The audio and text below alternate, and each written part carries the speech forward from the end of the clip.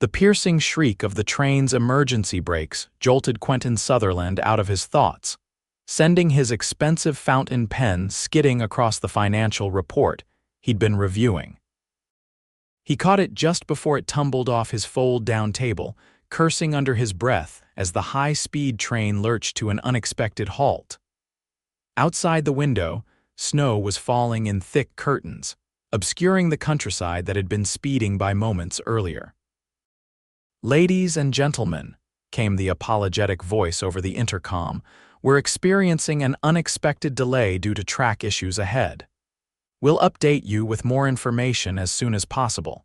We apologize for the inconvenience." Quentin checked his watch, a custom Patek Philippe that had cost more than most people's cars, and frowned. The timing couldn't be worse. He was supposed to be in Edinburgh by evening to close a major acquisition for his shipping empire. Missing this meeting would cost him millions. A soft voice came from across the aisle. "Well, that's unfortunate." Quentin looked up to see a woman with auburn hair pulled into a loose bun, glasses perched on her nose, marking up what appeared to be architectural blueprints. Their eyes met briefly, and she offered a polite, resigned smile before returning to her work. He nodded curtly, then pulled out his phone to call his executive assistant. No signal. Perfect. Just perfect. 2 hours later, the train remained stationary. The snow had only intensified, and passengers were growing restless. The cabin temperature was dropping as the heating system struggled to combat the winter chill seeping in through the train's metal skin. The train manager appeared in their car. "We apologize for the continued delay. The tracks ahead have been damaged by ice, and repair crews are working as quickly as possible. Unfortunately, we're in a remote area without road access, so we cannot arrange alternative transportation. We're providing complimentary hot beverages and blankets. Please bear with us." Quentin ran a hand through his dark hair, frustration evident in every movement. This was unacceptable. He had built Sutherland Shipping from the ground up, turning his grandfather's modest freight company into a global maritime empire worth billions. He hadn't done that by sitting idly by when obstacles appeared. "Excuse me," said the same soft voice, interrupting his internal tirade. "They're running out of blankets, but I have an extra if you'd like to share." Quentin looked up at the woman standing in the aisle. In his frustration, he hadn't noticed the temperature continuing to drop. His breath was now visible in the increasingly chilly air. "I'm Willow Taylor," she said, extending the blanket. "Seems we might be neighbors for longer than expected." "Quentin Sutherland," he replied automatically, accepting the blanket. "Thank you." Willow smiled and returned to her seat. Quentin noticed now that she'd tucked her legs beneath her and wrapped herself in a similar blanket. She'd replaced her architectural plans with a worn paperback. "Do you know how much longer this might take?" he asked, surprising himself by initiating conversation. Willow glanced up. "I overheard one of the crew say the repair team is having trouble reaching us because of the snow. Could be hours still." She tilted her head. "Important meeting." "Acquisition negotiation," Quentin said, feeling no need to elaborate. He rarely discussed business with strangers. "Ah," Willow nodded. "Hence the suit that costs more than my monthly rent and the perpetual frown." Quentin felt a flicker of annoyance, then something unexpected amusement. "Is my frown really perpetual?" Since the train stopped. "Absolutely." She dog-eared her page and closed her book. "What do you acquire, Mr. Sutherland? Companies, art, rare stamps, ships primarily, sometimes the companies that own them." He found himself continuing, "Sutherland Shipping. We operate in 43 countries." Recognition flickered in her eyes. "The shipping magnate, I should have connected the name. Your company is handling the transport for the Harborview project." Now it was Quentin's turn to be surprised. "You're familiar with it." "I should be. I designed it." She gestured to the blueprints. "Willow Taylor, lead architect for the Edinburgh waterfront redevelopment." Quentin reassessed the woman across from him. The Harborview project was a prestigious billion-dollar redevelopment, transforming Edinburgh's historic port into a cutting-edge mixed-use development. His company had secured the exclusive shipping contract for materials. "Your work is impressive," he said genuinely. "The integration of historical elements with modern sustainability features is innovative." Willow's eyebrows rose slightly. "You've actually looked at the plans. Most executives just see the bottom line." "I make it my business to understand every aspect of projects we're involved in," Quentin said. It was true his attention to detail was legendary, and partly why he'd multiplied his family company's worth 20-fold. The conversation shifted to the project, then to architecture in general, then to Edinburgh. Quentin was surprised to find the time passing more quickly than expected. Willow was knowledgeable and passionate about her work, but also witty in a way that drew reluctant smiles from him. When the train attendant came through with hot tea, Quentin realized they'd been talking for nearly an hour. He'd learned that Willow had grown up in a small town in northern England, had worked her way through architecture school, and had an impressive portfolio of international projects. What surprised him most was that he'd shared more than usual about himself, his childhood spent on ships with his grandfather, his passion for maritime history, even his frustration with the board's resistance to his green shipping initiative. "Your grandfather sounds like he was quite a character," Willow said, cradling her tea cup. "He was," Quentin agreed, feeling the familiar pang of loss. "He taught me everything important about business and life. The sea doesn't care how rich you are, only how well you've built your ship and trained your crew." "Wise man," Willow nodded. "My father was a builder, nothing as grand as ships, just houses, but he always said something similar about buildings. Fancy designs mean nothing if the foundation isn't solid." The train lurched suddenly, lights flickering, then stabilizing.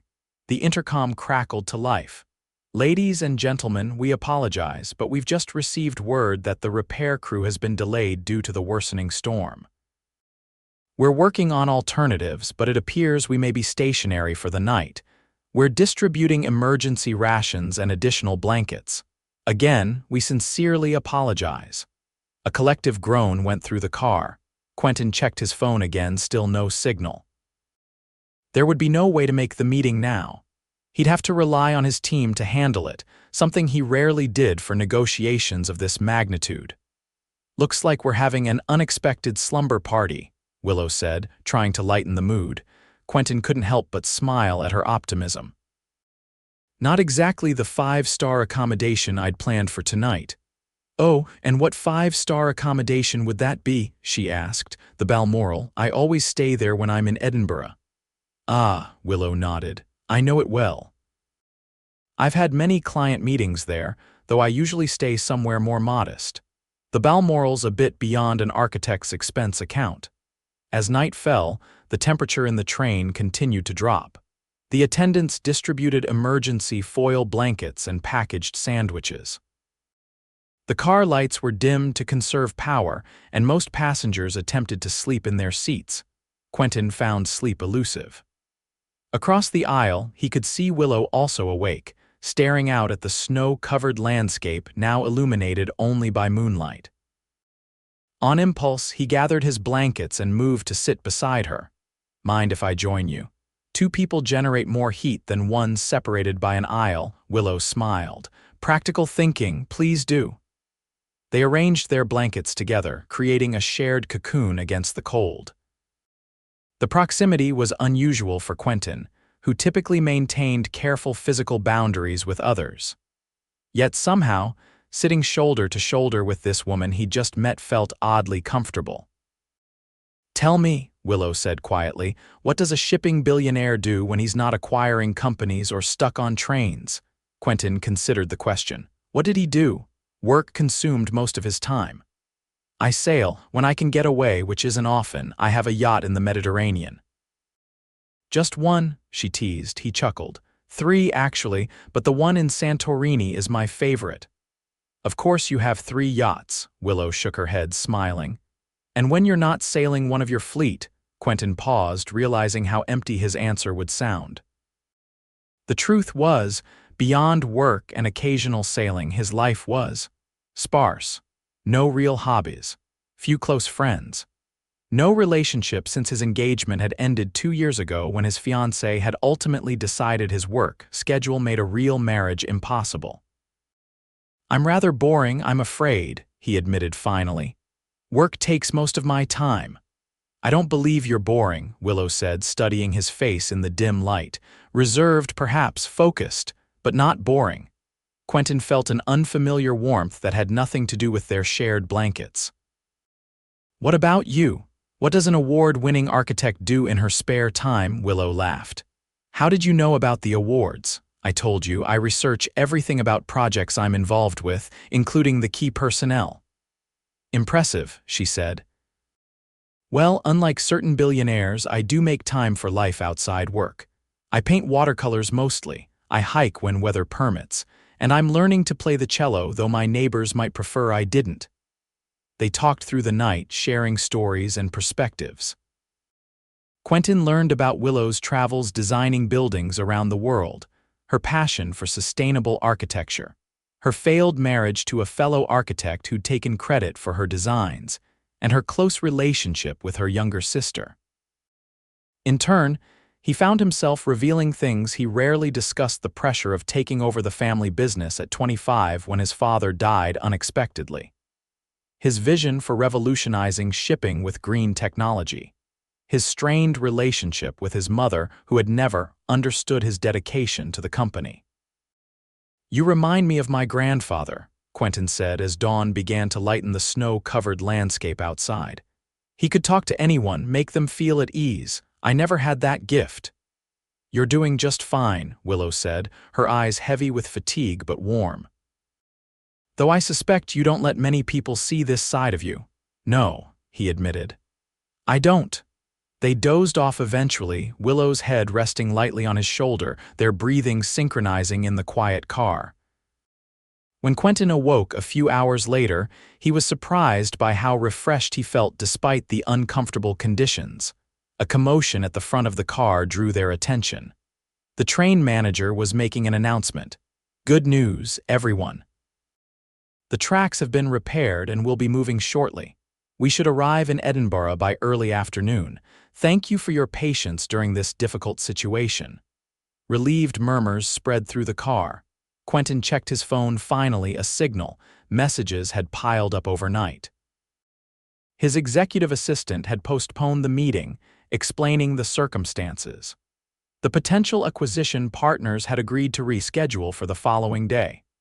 "Looks like civilization has reclaimed us," Willow said, gathering her things and returning to her own seat as the train hummed to life. Quentin felt an odd sense of loss as she moved away. Yes, back to reality. The train finally pulled into Edinburgh Waverley Station shortly after 2 p.m., nearly 18 hours behind schedule. Passengers disembarked with relief, many looking rumpled and tired.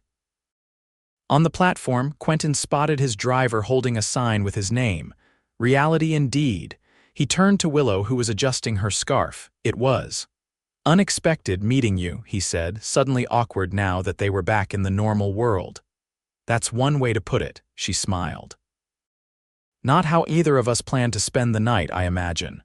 "No," he agreed. Then, impulsively, "Would you like to have dinner tonight? To thank you for the company and conversation. It made a difficult situation much more bearable." Willow looked surprised, then pleased. "I'd like that. Though I should warn you, I'll need a few hours to shower and become human again after this adventure." 7 o'clock, I'll send a car." 7 works, but I can make my own way there." Quentin smiled. "Independent, I respect that. The Balmoral restaurant, then." They exchanged phone numbers, and Quentin watched as Willow walked away, her blueprints tucked under her arm. Something had shifted during those hours on the stalled train, something he couldn't quite name but felt keenly. His driver approached. "Mr. Sutherland, sir. Rough night." "Actually, Jenkins," Quentin said, surprising himself with his answer. "It wasn't all bad." Quentin spent the afternoon in his hotel suite, catching up on work and preparing for the rescheduled negotiation. But his thoughts kept drifting to Willow, her intelligent observations, her easy laughter, the warmth of her shoulder against his as they'd talked through the night. At precisely 7 p.m., he was seated at the best table in the Balmoral's restaurant, somewhat anxious in a way business negotiations never made him feel. When Willow entered, he almost didn't recognize her. Gone were the practical travel clothes, replaced by an elegant green dress that complemented her auburn hair, now falling in soft waves around her shoulders. Quentin stood as she approached. "You look beautiful," he said, the words coming naturally despite how rarely he offered such personal compliments. "Thank you," she replied, a slight blush coloring her cheeks. Amazing what a hot shower and clean clothes can do after being train-bound for nearly a day. Dinner was even more enjoyable than their train conversation. Without the stress of the delay and the discomfort of the cold train, they found even more common ground. Quentin was impressed by Willow's knowledge of business and her sharp insights into his industry. She, in turn, seemed genuinely interested in his vision for sustainable shipping. "Most people's eyes glaze over when I talk about hydrodynamic efficiency and alternative fuels," he said after explaining his latest research investment. "I design buildings that need to last a century while minimizing environmental impact," Willow replied. "We're not so different, you and I, just working on different scales." After dinner, neither wanted the evening to end. They walked along the Royal Mile, the historic street illuminated for the holidays, snow crunching beneath their feet. "I have a site visit at the Harbourview project tomorrow," Willow said as they paused to look at the illuminated Edinburgh Castle in the distance. "Would you like to join me? See what your ships will be bringing materials for?" "I'd like that very much," Quentin said, surprised by how easily he was rearranging his mental schedule to make time for this. The next morning, Quentin postponed his return to London and accompanied Willow to the massive construction site at the harbor. Watching her in her professional element was captivating, confident, authoritative, respected by the construction team. She showed him how the development would transform the area, pointing out features designed to honor the port's maritime history while creating a sustainable future. "This section here," she explained, pointing to an area near the water, "will have a maritime museum. I actually incorporated elements inspired by classic shipping designs reminiscent of vessels your company might have operated in the early days." Quentin was touched by this connection to his family legacy. "My grandfather would have appreciated that." His acquisition meeting that afternoon went smoothly, perhaps because his perspective had shifted slightly. The deal still mattered, but it wasn't the only important thing in his world at that moment. When he called Willow afterward, she answered immediately. "How did it go?" "We got the terms we wanted," he said. "They're selling the fleet and operations to us, but I've decided to stay in Edinburgh a few more days." "Have you?" She sounded pleased. "Any particular reason? I thought I might need a more thorough understanding of the Harbourview project." "Perhaps the lead architect could spare some time to educate me further." "I think that could be arranged," Willow laughed. "In fact, there's a wonderful little restaurant near my flat that serves the best Scottish seafood you've ever tasted, much more authentic than the Balmoral." "I'm intrigued," Quentin said. "Lead the way." Those few days stretched into a week as Quentin found reasons to extend his stay. He conducted business remotely, something he rarely did, while spending every free moment with Willow. They explored Edinburgh together, from historic sites to her favorite hidden gems. He joined her for another site visit. She accompanied him to a maritime exhibition he discovered was in town. On his last night in Edinburgh, they stood on the observation deck of Arthur's Seat, overlooking the city lights and the dark expanse of the sea beyond. "I've never done anything like this," Quentin admitted, watching Willow's hair blow in the wind. "Hiking up a hill in the cold," she teased. "No," he smiled. "Extending a business trip for personal reasons, spending days with someone I just met, ignoring emails from my executive team." Willow turned to face him.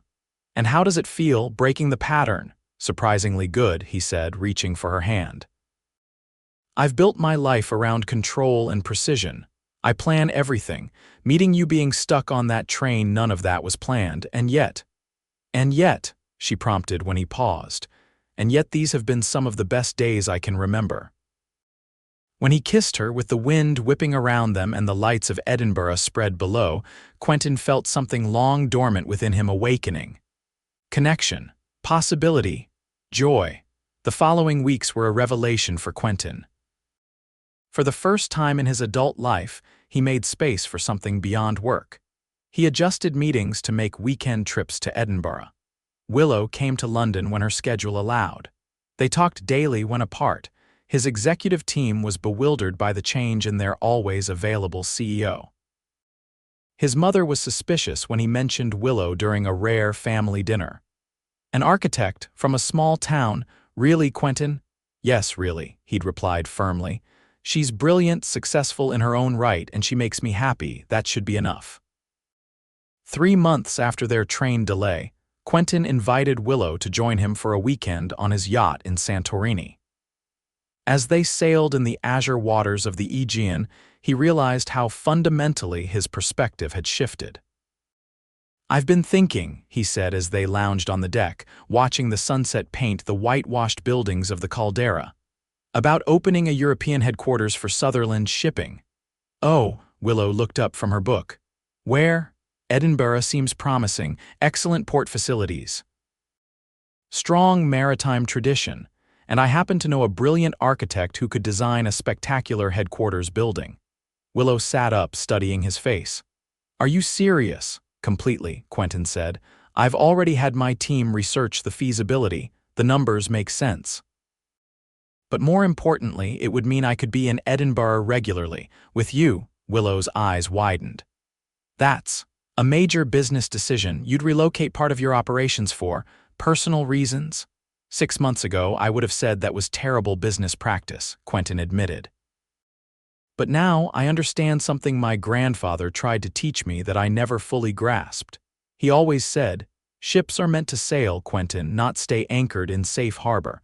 I thought he was talking about taking business risks, but he meant life too. I've been anchored in work, in routine, in control. Meeting you made me set sail again." Willow kissed him, her eyes bright with emotion. "That might be the most romantic thing anyone has ever said to me, especially coming from a man who I first met scowling at financial reports on a delayed train." "I wasn't scowling," he protested with a smile. "You absolutely were," she laughed. "But I found it rather endearing eventually." A year after the fateful train delay, Quentin stood on the construction site of the new Sutherland Shipping European headquarters in Edinburgh. Beside him, Willow was explaining the design features to a group of executives. The building, integrated beautifully with the Harbourview project, reflected both his company's maritime heritage and its future-focused vision. When the executives moved on to tour another area, Quentin took Willow's hand. "Remember when we were stuck on that train and you asked what I do when I'm not working or sailing?" "I do," she nodded. "You said you were boring." "I was," he agreed, "but not anymore. Now I paint terrible watercolors alongside a patient teacher. I hike up hills for spectacular views. I attend architecture exhibits and actually understand some of what I'm looking at. I've learned life doesn't need to be just about the destination. Sometimes the journey, even when delayed, can change everything." That evening, as they walked along the newly constructed harbor promenade that Willow had designed, Quentin stopped at a particular spot overlooking the water. The setting sun cast golden light across the harbor, illuminating the sleek lines of a ship bearing the Sutherland Shipping logo. "This spot looks familiar," Willow said, glancing around. "It should," Quentin smiled. "It's the exact spot where you stood when you first showed me your vision for the harbor. You were so passionate, so clear about what this place could become. That was the moment I knew I was falling in love with you." Willow's eyes softened. "I remember, you asked so many detailed questions. I thought you were just being thorough about your company's involvement." "I was," he admitted. "But I was also falling for the brilliant woman who could see possibility where others saw only an old industrial port." Quentin took a small box from his pocket and got down on one knee. Willow Taylor, meeting you was the most fortuitous delay of my life. You've shown me that sometimes the most important journeys aren't planned. Will you marry me? Tears glistened in Willow's eyes as she nodded.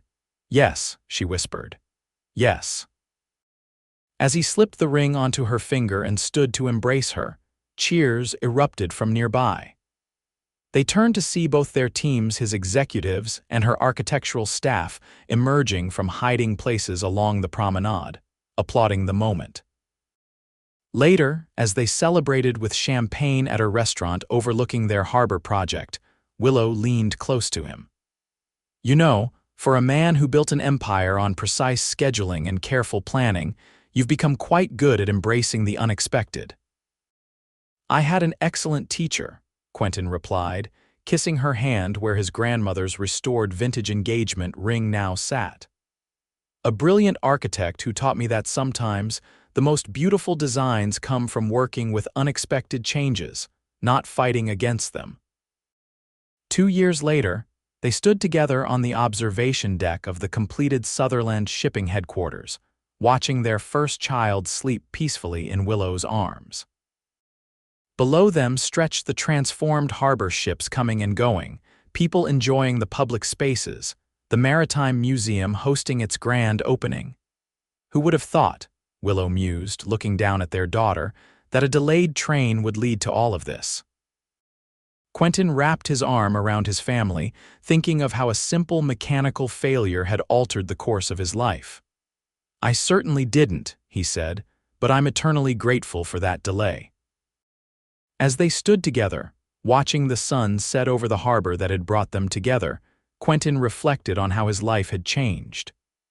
Once defined by schedules, acquisitions, and solitary success, it was now rich with love, partnership, and the beautiful chaos of family life. The delay that had once seemed like a frustrating interruption had actually been the beginning of his most important journey, one that had finally led him home.